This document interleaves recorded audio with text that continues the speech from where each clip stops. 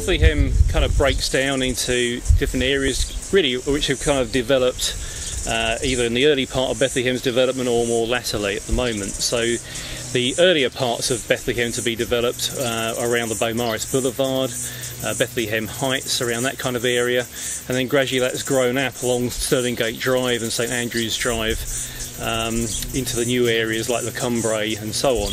Now, Castle Wold and some of the streets off of St Andrews Drive have still got one or two empty sections, and you'll find some fairly recent new housing in those areas, but they tend to be on slightly smaller sites, whereas some of the earlier ones, perhaps the developers weren't quite so greedy, and they actually give you some larger sites can be found, you know, around about the 900 square metres plus kind of area. So it all depends what you want, what your priorities are, but there's lots of options out there for you.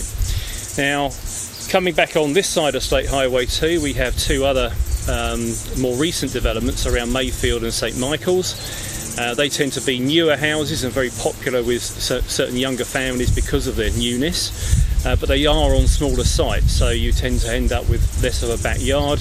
And St Michael's in particular comes with quite often with inlet views, and as such comes at a premium.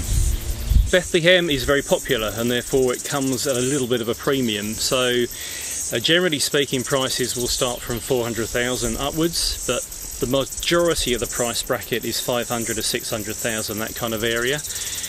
There are one or two more affordable areas. So Cambridge Heights, which is an older area of Tauranga, actually got added to the Bethlehem kind of suburb, and they can start from the late 200s up to 400 from that kind of area. And there's also more affordable housing in the Glencairn estate, which is just off Orange Lane.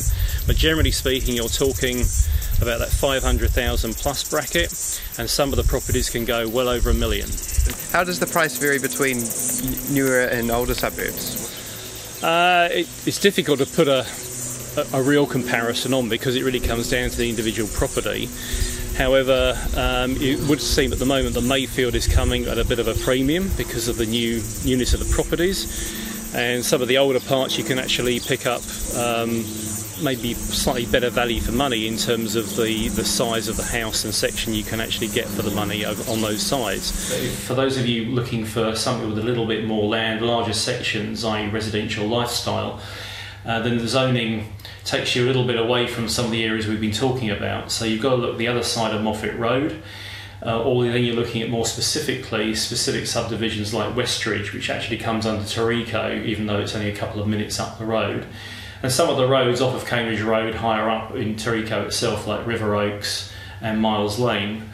There are pockets of other houses with larger sections, River Run just down Bethlehem Road, Tall Oaks and so on, which are coming around about 900 plus square metres. So if that's what you're looking for, then do give us a call, and we'll try and advise you on which areas to look at and on what's available at that moment in time.